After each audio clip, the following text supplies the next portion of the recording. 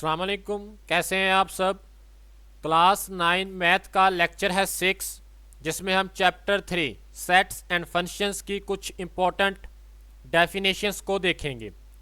Paper के point of view के हिसाब से भी ये इम्पोर्टेंट डेफिनेशंस हैं। ये जो डेफिनेशंस हैं ये प्रीवियस क्लास 10 मैथ की बुक से ली गई हैं। मीन्स वही टॉपिक है हमारे पास, तो इसमें हम स्टडी करेंगे आज के लेक्चर में बाइनरी रिलेशन क्या चीज़ होती है, कार्टीजियन प्रोडक्ट क्या चीज़ होती है, फंक्शन और टाइप्स ऑफ फंक्शन को स्टडी करेंगे। तो सबसे पहले हम देख लेते हैं बाइनरी रिलेशन। रिलेशन का मतलब होता है तल्लक। मीन्स के हमारे पास जो रिलेशन होगा वो दो चीज़ों के दरमियान होगा। तो सबसे पहले हम डेफिनेशन को पढ़ लेते हैं।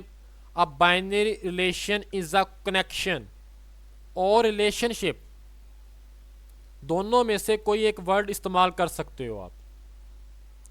इज द रिलेशनशिप बिटवीन, दरमियान, एलिमेंट्स ऑफ टू सेट्स, दो सेट्स के दरमियान जो रिलेशनशिप होता है हमारे पास, उसी को कहते हैं हम बाइनरी रिलेशन।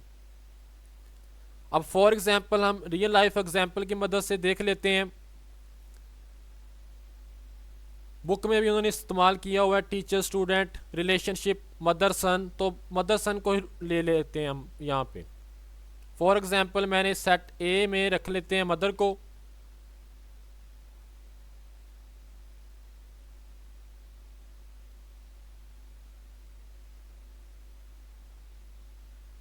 और सेट बी में सन को।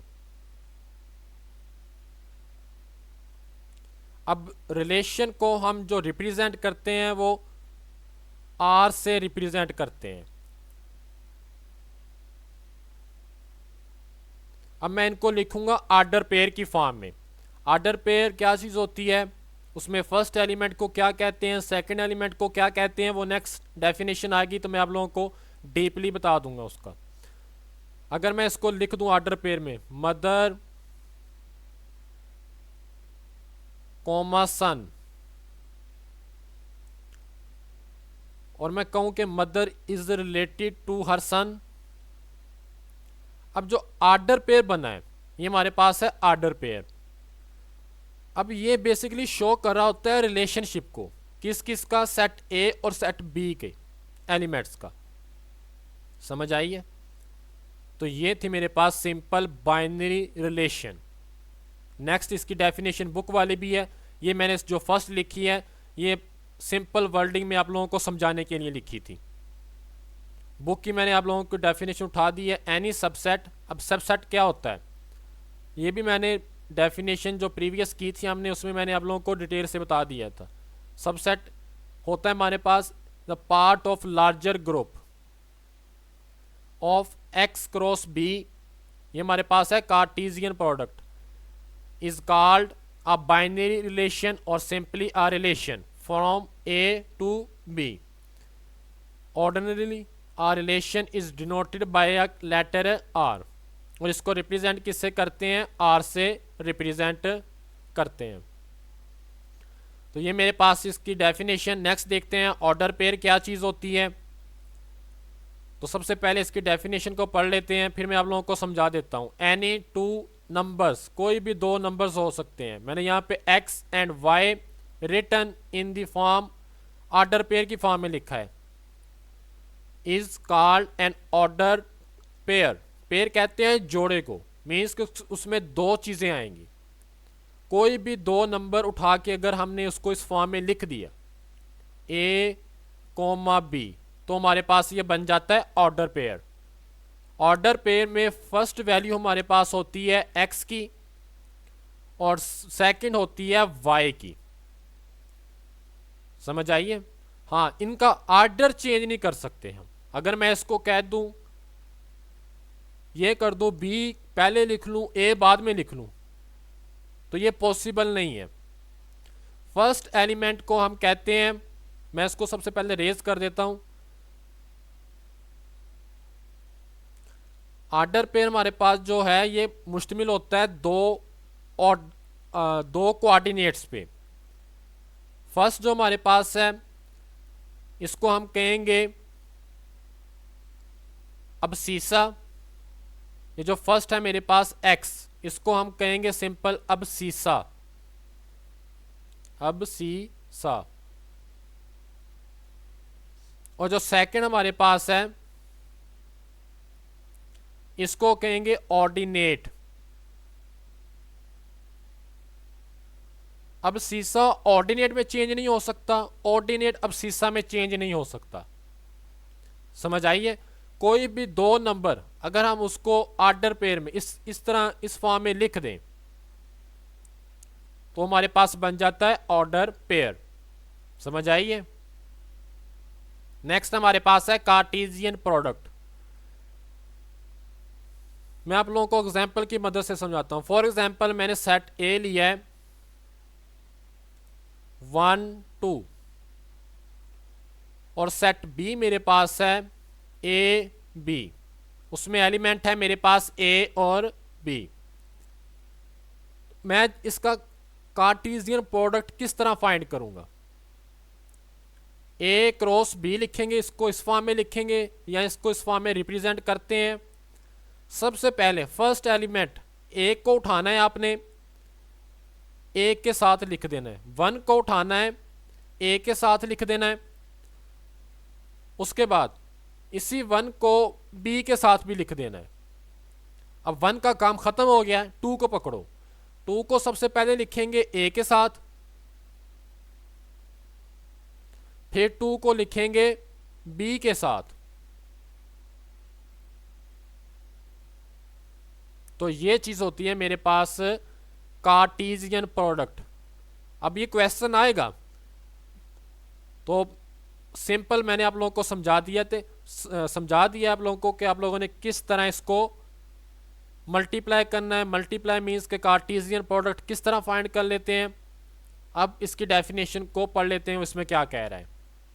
Late A and B be two non empty sets, मतलब कि खाली सेट नहीं होने चाहिए ये। Then the Cartesian product is the set of all order pairs x, y such that x belong करेगा a से and y belongs to b and it is denoted by a cross b। हम इसको symbolically लिखते किस तरह है? a cross b is equal to bracket order पे लिखा है such that x belongs to a and y belongs to b। ये थी मेरे पास कार्टेशियन प्रोडक्ट की डेफिनेशन। मैंने आप लोगों को एग्जांपल की मदद से एक्सप्लेन कर दिया है, समझाने की कोशिश की है। नेक्स्ट देखते हैं फंक्शन। फंक्शन क्या चीज होती है? फॉर एग्जांपल हमारे पास है दो सेट, दोनों नॉन एम्प्टी सेट होने चाहिए, खाली सेट नहीं हो, उसमें कुछ ना कुछ एलिमेंट हो। तो अगर ये दो कंडीशन सेटिस्फाई हो जाएं, domain f is equal to A, every x यहां पे आना है belongs to a appears in one and only one order pair in f। समझ आइए। मैं आप लोगों को एग्जांपल की मदद से एक्सप्लेन करता हूं। यहां पे आना है देन रिलेशन फंक्शन को लिखते किस तरह है, इसको पढ़ना किस तरह है वो देखो। f from a to b, इस फॉर्म में हम फंक्शन को लिखते हैं। पढ़ते हैं function from a to b। अब इसकी दोनों कंडीशंस को मैं आप लोगों को एग्जाम्पल की मदद से समझाता हूं कि वो इसमें क्या कह रहा है। फॉर एग्जाम्पल मैंने यहां पे लिए हैं दो सेट a और b, इनके दरमियान ना मैं फंक्शन ले लेता हूं, मैपिंग करता हूं इनकी। मैपिंग क्या चीज होती है वो मैं नेक्स्ट आपको इनके टाइप के साथ ही बता दूंगा। अभी देख लो चलो। फॉर एग्जाम्पल मेरे पास है सेट ए, उसमें एलिमेंट है 1 2। एक और सेट है बी, ये मेरे पास ए है, ये है बी। अगर मैं 1 को रिलेट कर दूं ए के साथ और 2 को कर दूं बी के साथ और इनको ऑर्डर पेयर में लिख दूं तो ये मेरे पास फंक्शंस होते हैं। ये मैपिंग कहते हैं इस चीज को। अब इसके दो कंडीशंस हैं, domain f is equal to A. अब ऑर्डर पेयर में देख लो, ये मेरे पास है एक ऑर्डर पेयर x और y। जो x होगा first element in an order pair is called its domain, तो ये मेरे पास होगी इसकी डोमेन। जो सेकंड एलिमेंट है, second element in an order pair is called its range, तो वो मेरे पास क्या होगी, रेंज। समझ आइए, फर्स्ट एलिमेंट हमारे पास होता है डोमेन, सेकंड होता है रेंज, जो हमने एक्सरसाइज नेक्स्ट एक्सरसाइज में फाइंड भी करनी है। अब यहां पे मैं एक फंक्शन ले लेता हूं इनका 1 4, 1 की मैपिंग 4 के साथ कर दी है, रिलेशन है ये भी इनके दरमियान, और 2 को 5 के साथ, इसी तरह 3 और 6। अब अगर मैं इसकी डोमेन निकालना चाहूं, निकालो इसकी फर्स्ट एलिमेंट, डोमेन निकाल लेते हैं इसकी। फर्स्ट एलिमेंट उठाना है आपने, यहां से 1 2 और यहां से 3, 1 2 3। तो क्या ये मेरे पास सेट ए के इक्वल नहीं है? सेट ए के इक्वल है ना। अगर फॉर एग्जांपल यहां से 2 ना होता, यहां से मिसिंग होता 2, तो फिर ये फंक्शन नहीं था। समझ आइए। अब जो डोमेन हम निकाल के हटे हैं, ये जो निकली है ये सेट ए के इक्वल है, ये हमारे पास सेटिस्फाई होगी कंडीशन नंबर 1। समझ आइए। अब जो हमारे पास है उसकी सेकंड कंडीशन क्या है, every x belongs to A, first जो एलिमेंट होगा ऑर्डर पेयर का in one and only one order pair in f, वो कम से कम एक ही होना चाहिए ऑर्डर पेयर में, वो रिपीट नहीं होना चाहिए। मैं यहाँ पे लिखता हूँ, मैं इसको ज़रा रेज कर देता हूँ, ये रहने देते हैं फंक्शन।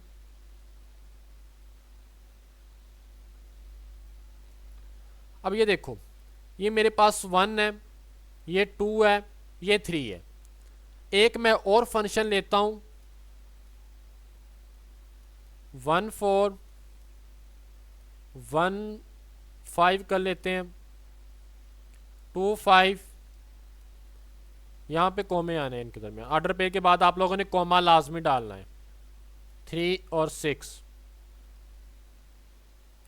अब ज़रा गौर करो कि फर्स्ट एलिमेंट जो 1 है, ये हमारे पास 2 टाइम नहीं आ गया, ये सिर्फ एक दफ़ा ही आना चाहिए, तो ये मेरे पास सेकंड कंडीशन को फुलफिल नहीं करेगा। हाँ, ये सेकंड कंडीशन को फुलफिल कर गया है, क्योंकि इसमें 1 2 3 1 टाइम ही आया, 2 टाइम 3 टाइम रिपीट नहीं हुआ। समझ आइए। तो ये थे मेरे पास सिंपल फंक्शन। अब इसकी दोनों कंडीशंस देख सकते हो। डोमेन एफ जो मैंने ए के बराबर साबित भी कर दी है, every x belongs to A appears in one and only one order pair, वो सिर्फ और सिर्फ एक ही ऑर्डर पेयर में होना चाहिए, रिपीट नहीं करना चाहिए। फर्स्ट जो हमारे पास एलिमेंट है उसने एक्स बिलोंग्स टू ए का है। हाँ, यहाँ पे क्वेश्चन बनता है क्या ये 4 और 5 रिपीट हो सकते हैं? हाँ जी, ये रिपीट हो सकते हैं, मीन्स के 4 2 टाइम आ सकता है, लेकिन जो 1 है और 2 है हमारे पास, ये सिर्फ और सिर्फ 1 टाइम ही आना चाहिए। समझ आइए। नेक्स्ट देखते हैं, इसकी कुछ इंपॉर्टेंट टाइप्स हैं। उसमें हमारे पास आ जाता है सबसे पहले into function. A function from A to B is called an into function if at least कम से कम one element in B, B में कम से कम एक element is not an image of some element of set A। मैं simple आप लोगों को समझाऊं तो एग्जाम्पल की मदद से, ये मैंने एग्जाम्पल आप लोगों की बुक से उठाई है। मेरे पास हैं 2 सेट, यहाँ पे ज़रा गौर करो तो मेरे पास हैं 2 सेट, एक है A, दूसरा है बी। अब बी में कम से कम एक ऐसा एलिमेंट होना चाहिए जिसकी इमेज ना हो ए के साथ। समझ आइए, लाजमी होना चाहिए बी में होना चाहिए, ए में नहीं। बी में होना चाहिए। नीचे उन्होंने फंक्शन भी ड्रा किया है, इसका फंक्शन लिखा भी है। 1 की मैपिंग 2 के साथ की है, जिस तरह 3 की 4 के साथ, 5 की 6 के साथ नीचे लिख दी है। 8 हो गया, इसकी जगह पे कोई भी और हो गया, एक्स वाई जेड होना चाहिए, तो वो फंक्शन हमारे पास होगा इनटू फंक्शन। समझ आई है? मैं आप लोगों को और एक एग्जांपल की मदद से भी समझा देता हूँ। फॉर एग्जांपल, ये मेरे पास है एक सेट,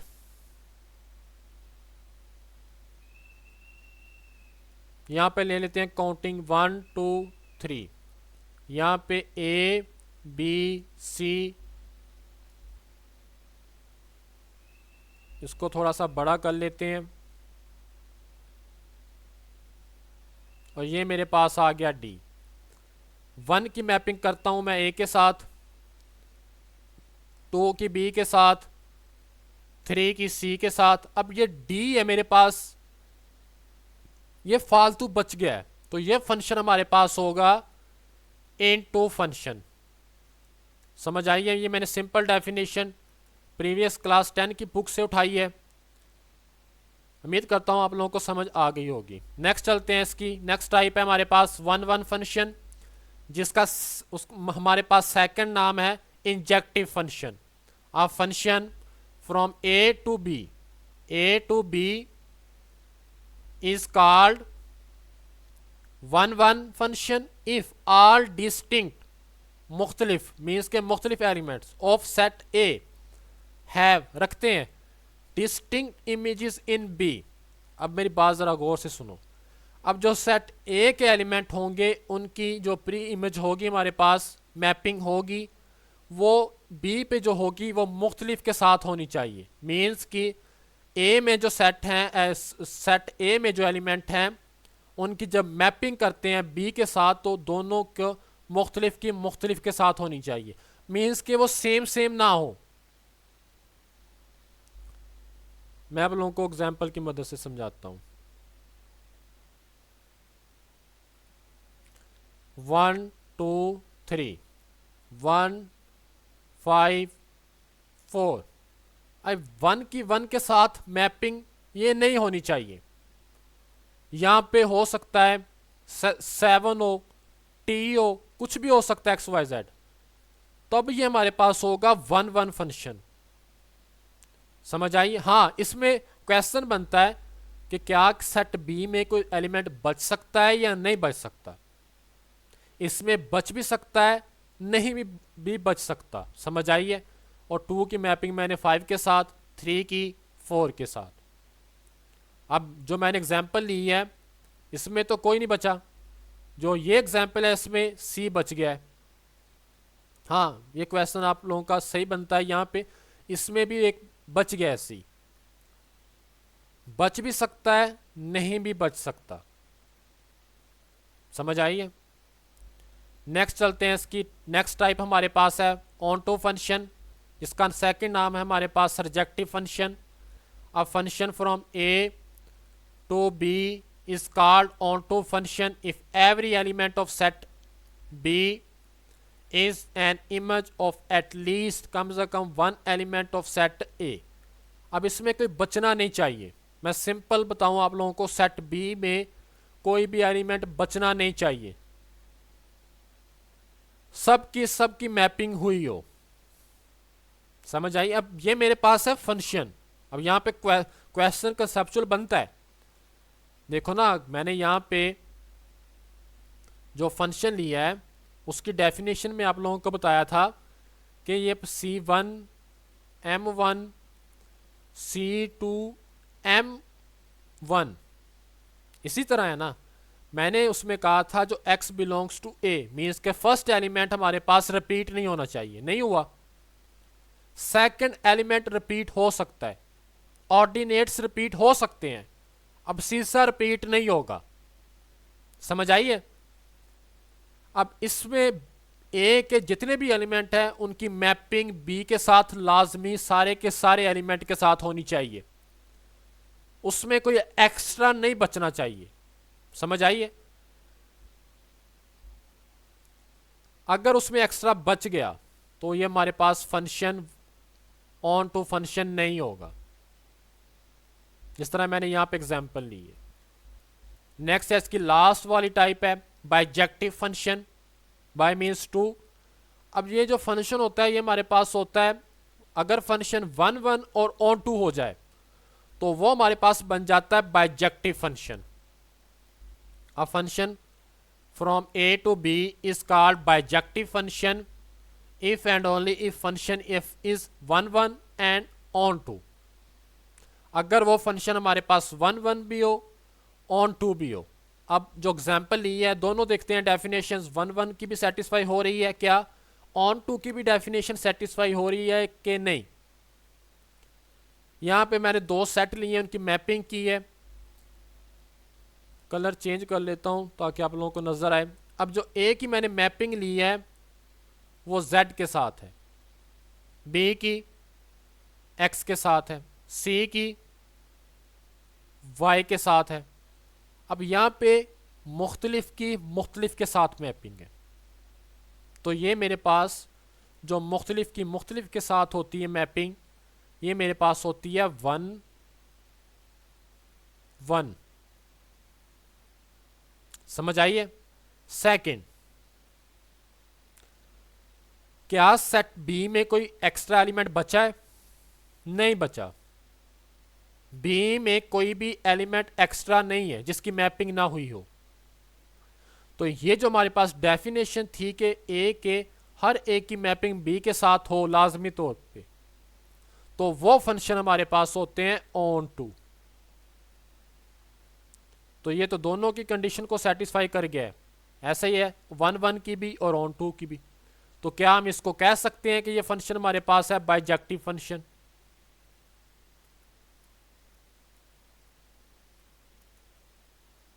समझ आइए। ये थी मेरे पास इंपॉर्टेंट डेफिनेशन। अगर आप लोगों को किसी भी डेफिनेशन की समझ ना आई हो तो बता देना है, मैं उसको जितना आसान कर सकता था मैंने किया है। मैं उसको मज़ीद कोशिश करूँगा ताकि आप लोगों को समझ आ जाए। वीडियो अच्छी लगी हो, लेक्चर अच्छा लगा हो, समझ आई हो, चैनल पे नए आए हो तो सब्सक्राइब कर लेना। ओके, टेक केयर, अल्लाह हाफिज़।